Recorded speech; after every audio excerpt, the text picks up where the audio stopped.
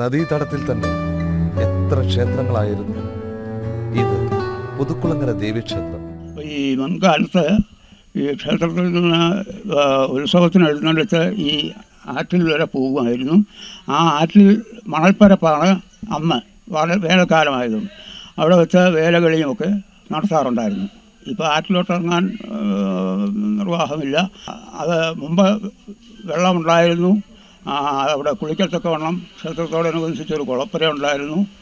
ഇപ്പോൾ കടവോ കുളപ്പുരയോ അതിൻ്റെ അംശങ്ങളോ ഒന്നും തന്നെ ഇപ്പോൾ ഇല്ല. അത് ചപ്പാത്തിൻ്റെ കാര്യത്തിലും ഈ നദിയുടെ കാര്യത്തിലും ഒരു പുനർനിർമ്മാണ രീതി ഉണ്ടായെങ്കിൽ മാത്രമേ നമുക്ക് ജീവിക്കാൻ പറ്റൂ എന്നുള്ളൊരു സ്ഥിതിയിലേക്ക് വന്നിരിക്കുകയാണ്. ഇപ്പം നമ്മൾ നിൽക്കുന്ന കടവ് തൊട്ട് തറാപ്പുഴ കടവ് എന്ന് പറഞ്ഞൊരു കടവുണ്ട്. അവിടെ വരെ വളരെ വിശാലമായ മണൽ നിരപ്പായിരുന്നു. ഇപ്പോൾ ദൃശ്യമായിരിക്കുന്ന ഈ സ്ഥലത്ത് പണ്ട് ക്ഷേത്രത്തിലെ ഉത്സവത്തോടനുബന്ധിച്ച് വലിയ രീതിയിലുള്ള വേലകളി നടന്നിരുന്ന സ്ഥലമാണ്.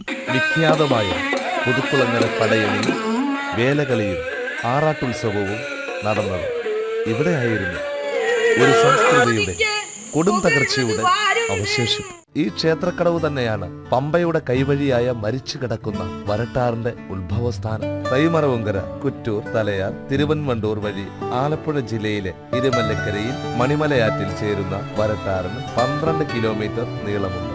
ഇവിടെയും നദീമുഖം പമ്പയേക്കാൾ 5 മീറ്റർ ഉയർന്നു നിൽക്കുന്നു. വീണ്ടും നദിയെ തടഞ്ഞ വികസനം. മംഗലം, ചപ്പാത്ത് ഇവിടെ പണ്ട് നദിയായിരുന്നു എന്ന് പറയേണ്ടിയിരിക്കുന്നു. മംഗലം, കുഴുത്തോട്ടിൽ കടവ് നദീതടങ്ങളിൽ പലയിടത്തും മൺപാത്ര നിർമ്മാണത്തിൽ കൂടി അനേകർ ജീവിതമാർഗം കണ്ടെത്തിയിരുന്നു. വികസനത്തിന്റെ വികലമുഖം.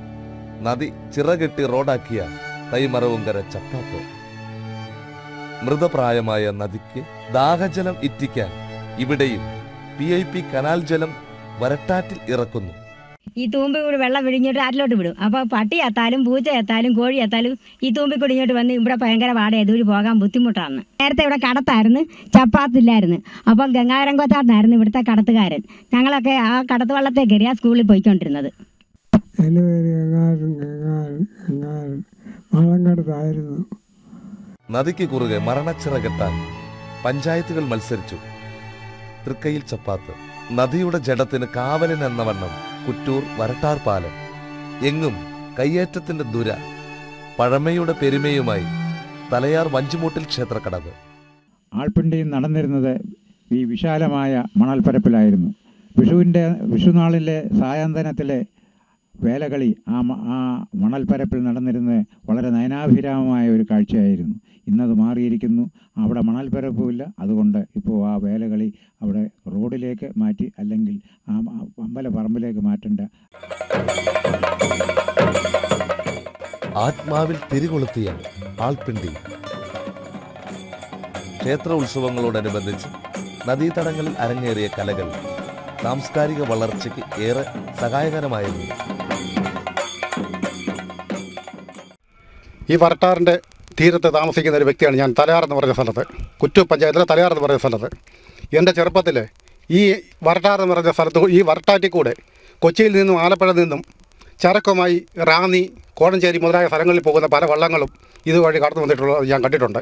ഇന്ന് ഞങ്ങൾക്ക് കുടിക്കാൻ വെള്ളം പോലും കിട്ടാത്ത ഒരവസ്ഥയാണ്. ഞങ്ങളുടെ കിണറുകളിൽ പോലും വെള്ളമില്ലാത്ത ഒരവസ്ഥയാണ്. ഞങ്ങൾക്ക് വെള്ളം പോലും ഒഴുകി വരുന്നില്ല.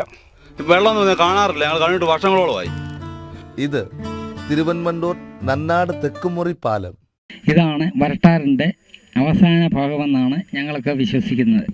പമ്പ ഷുഗർ ഫാക്ടറിയിലേക്ക് വലിയ കേവ് വള്ളങ്ങളിൽ കരിമ്പ് കൊണ്ടുപോകുവാൻ തലയാറ്റിൽ ചിറകെട്ടി വരട്ടാറിന്റെ ദിശ മാറ്റി വരട്ടാർ പുത്തൻ തോടാക്കി നദിയുടെ ആഴം വർദ്ധിപ്പിച്ചപ്പോൾ വീതി തീരെ കുറഞ്ഞു. വിനയായി വന്ന പരിഷ്കാരം. ഈ തോട് കൊണ്ട് ഞങ്ങൾക്ക് യാതൊരു പ്രയോജനവും ഇല്ലാത്ത രീതിയിലാണ് ഇതിൻ്റെ പ്രവർത്തനം. ഇതിലെ കോഴിയുടെ അവശിഷ്ടങ്ങളും മറ്റുള്ള മൃഗങ്ങളെ പോലും കുളിപ്പിക്കാൻ പറ്റാത്ത സാഹചര്യത്തിലുള്ള പ്രവർത്തനമാണ് ഇന്ന് നടന്നുകൊണ്ടിരിക്കുന്നത്. അതായത് ദയവായി ഈ തോടിൻ്റെ പുനരുദ്ധാരണം എത്രയും വേഗം സാധിച്ചു തരണമെന്ന് വിനീതമായി അപേക്ഷിച്ചുകൊള്ളുന്നു. 20 ചതുരശ്ര കിലോമീറ്ററുള്ള നദീതടത്തിലെ ആയിരക്കണക്കിന് കർഷകരുടെയും തൊഴിലാളികളുടെയും ജീവിതമാർഗം കരിമ്പ് കൃഷിയും അനുബന്ധ വ്യവസായവും ആയിരുന്നു. ഇന്നതെല്ലാം മധുരിക്കുന്ന അനുഭവങ്ങളുടെ മനം പൊള്ളിക്കുന്ന ഓർമ്മകൾ മാത്രം. ഇരമല്ലിക്കര ചോഞ്ചാൽ കടവ്. വേനലിൽ അപ്രത്യക്ഷമാകുന്ന നദിയിലെ ഈ ജലം പോലും PIP കനാൽ ജലമാണ്. സർവേ രേഖകളിൽ 45 മീറ്റർ വീതി ഉണ്ടായിരുന്ന നദി ഇന്ന് കയ്യേറ്റത്തിന്റെ രക്തസാക്ഷി മാത്രം. ഇത് ഇരമല്ലിക്കര വാളത്തോട്. ഇഷ്ടിക ഫാക്ടറികൾക്ക് വേണ്ടിയുള്ള മണൽക്കടത്ത് ഇവിടെ ഏറെ സംഘടിതമാണ്. എൻ്റെ അഭിപ്രായം എന്ന് പറയുന്നത്, ഈ വരട്ടാള് വർഷങ്ങളായി എൻ്റെ പിതാക്കന്മാരുടെ കാലം മുതൽ എൻ്റെ ഓർമ്മ മുതൽ അനേകായിരം കർഷകർക്ക് ഇത് പ്രയോജനമായി. പ്രത്യേകിച്ച് ചെന്നൂർ താലൂക്കിൻ്റെ തിരുവമുണ്ടൂർ, രമല്ലിക്കര, നന്നാട് ഏറിയായിപ്പെട്ട അനേക കർഷകർ പണ്ട് കാലം മുതലേ, ഷുഗർ ഫാക്ടറി ഉണ്ടായിരുന്ന കാലം മുതൽ കരിമ്പ് കൃഷി ചെയ്യാനും അത് കയറ്റി ഇറക്കാനും ഈ തോടാണ് ഉപയോഗിച്ചുകൊണ്ടിരുന്നത്. അതോടൊപ്പം തന്നെ അനേകായിരം കൃഷിക്കാർക്ക് ഉപയോഗമാകത്തക്കവണ്ണം മാത്രമല്ല, കുടിവെള്ളത്തിൻ്റെ ഒപ്പം വളരെ പ്രധാനപ്പെട്ട ഒരു സ്രോതസ്സായിട്ടാണ് ഇതിനെ ഞങ്ങൾ കാണുന്നത്. അതുകൊണ്ട് ഇത് വീണ്ടും പഴയ രീതിയിൽ തന്നെ ഇത് തെളിച്ചു കൊണ്ടുവരണമെന്നാണ് ഞങ്ങളുടെയൊക്കെ അഭിപ്രായം. വരട്ടാർ മണിമലയാറ്റിൽ ചേരുന്നത് ഇവിടെയാണ്. ശാപമോക്ഷ പ്രതീക്ഷയുമായി ഇനി എത്ര നാൾ?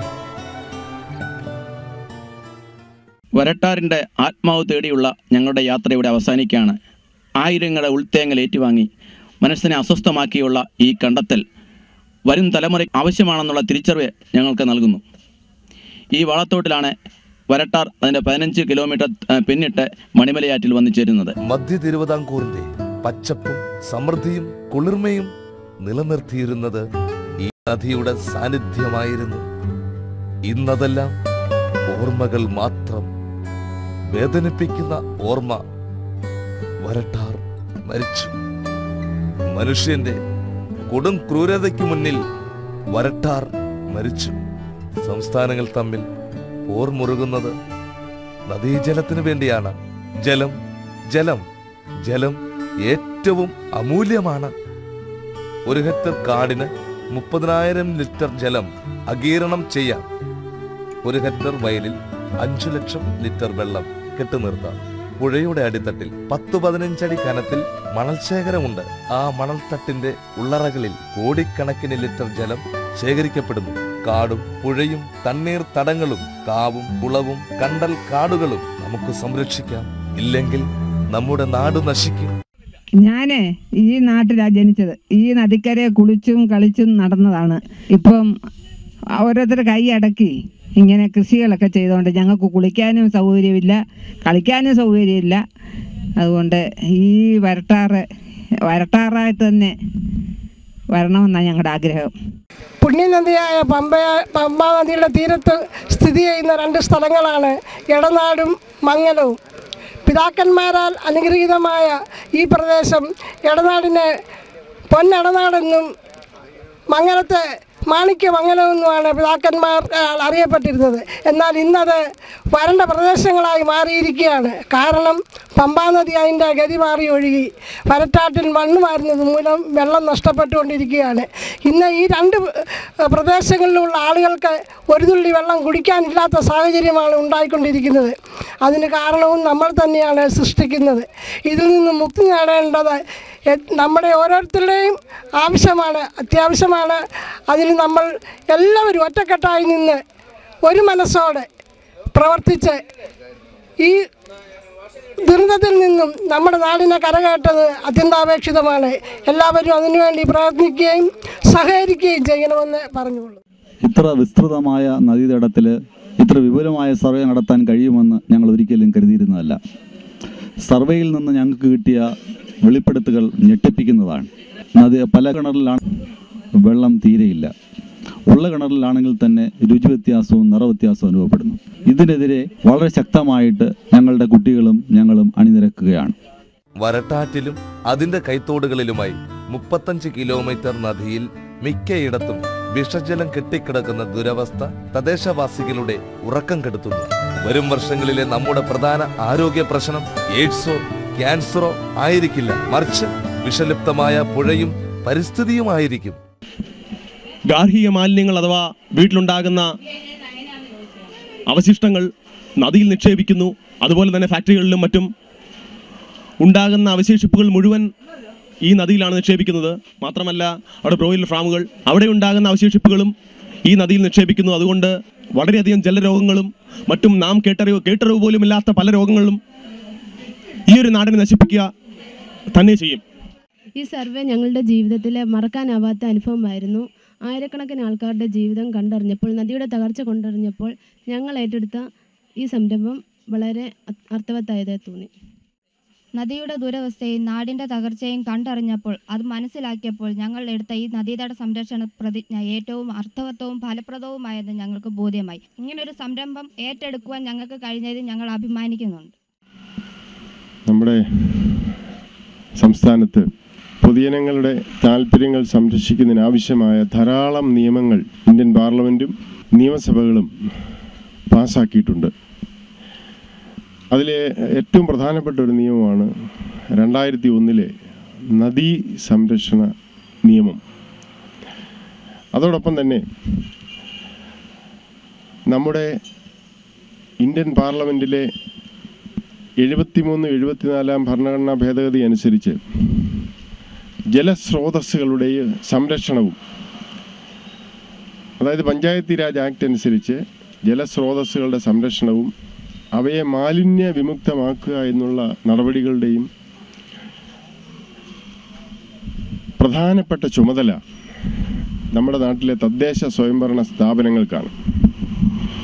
അപ്പോൾ തദ്ദേശ സ്വയംഭരണ സ്ഥാപനങ്ങളിൽ അർപ്പിതമായിട്ടുള്ള കർത്തവ്യങ്ങൾ അവർ നിർവഹിക്കുന്നുണ്ടോ എന്നുള്ള കാര്യത്തിൽ സംശയമുണ്ട്. മാത്യു സാറിൻ്റെ നേതൃത്വത്തിൽ ഇത്തരം പ്രകൃതിയെ നശിപ്പിക്കുന്ന നടപടികൾക്കെതിരായി മുൻപോട്ട് വന്നിരിക്കുന്ന ഇത്തരത്തിലുള്ള പ്രവർത്തനങ്ങൾ തീർച്ചയായും ശ്ലാഘനീയമാണ്. അതിൻ്റെ എല്ലാ പ്രവർത്തനങ്ങൾക്കും ചെങ്ങന്നൂർ ബാർ അസോസിയേഷൻ്റെ പിന്തുണ ഉണ്ടായിരിക്കും. ഇത് വളരെ സാമൂഹിക പ്രതിബദ്ധതയുള്ള ഒരു പരിപാടിയാണ് SN കോളേജിലെ വിദ്യാർത്ഥികളും അധ്യാപകരും ഏറ്റെടുത്തിട്ടുള്ളത്. ഇവിടുത്തെ ജനപ്രതിനിധി എന്ന നിലയിൽ എൻ്റെയും ഇവിടുത്തെ തദ്ദേശ സ്വയംഭരണ സ്ഥാപനങ്ങളുടെ ജനപ്രതിനിധികളുടെ, ഇതിൻ്റെ തലവന്മാരുടെ എല്ലാവരുടെയും പരിപൂർണമായ പിന്തുണയുണ്ട്. ഈ നാട്ടിലെ നല്ലവരായ നാട്ടുകാർ ഇതിന് അകമഴിഞ്ഞ പിന്തുണയും പ്രോത്സാഹനവും പരിപൂർണമായും വാഗ്ദാനം ചെയ്തിരിക്കുകയാണ്. വരട്ടാർ പുനരുദ്ധാരണത്തിനായി എത്ര പദ്ധതികൾ സമർപ്പിച്ചു. കേരള ജലസേചന വകുപ്പ്, റവന്യൂ വകുപ്പ്, വാട്ടർ അതോറിറ്റി, കേന്ദ്ര ജലവികസന കേന്ദ്രം, കേരള സംസ്ഥാന നിയമസഭാ പരിസ്ഥിതി സമിതി, സംസ്ഥാന മനുഷ്യാവകാശ കമ്മീഷൻ എല്ലാം ജലരേഖയായി. പദ്ധതി ഫണ്ടിന് ആവശ്യമുള്ളതിൽ അധികം പണം നദീതടത്തിൽ നിന്നും നീക്കം ചെയ്യുന്ന മണലിന്റെ വിലയായി ലഭിക്കാമെന്ന് കണ്ടെത്തിയിട്ടും നദീ പുനരുദ്ധാരണത്തിനായി 2 പതിറ്റാണ്ടായുള്ള മുറവിളി വനരോധനമായി. കെടുകാര്യസ്ഥതയുടെ ക്രൂര നിസ്സംഗതയിൽ നാടു നശിക്കുന്നു. പതുപടി ചുവപ്പ് നാട ഒരു നാടിന്റെ മരണക്കുരുക്കായി മുറുകിയിരിക്കുന്നു. മണലൂറ്റു മാഫിയയും കയ്യേറ്റക്കാരും കൊടുക്കുന്ന കൈമടക്കിന്റെ അതിഘനത്തിലാകും നദിയെ സംരക്ഷിക്കേണ്ടവർ തന്നെ അതിനെ മൃതിപ്പെടുത്തിയത്.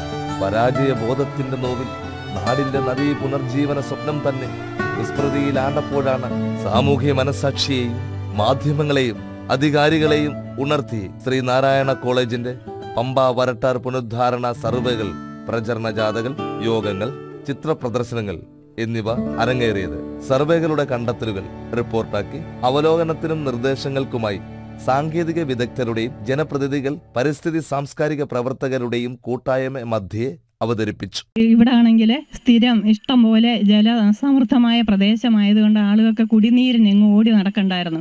ഇപ്പോഴേ ഉണക്ക് വരുന്നതിന് മുമ്പായിട്ട് ജനുവരി മാസം തുടങ്ങുമ്പോൾ തന്നെ ആളുകളെ ജലത്തിനായിട്ട് ഓടി നടക്കുകയാണ്.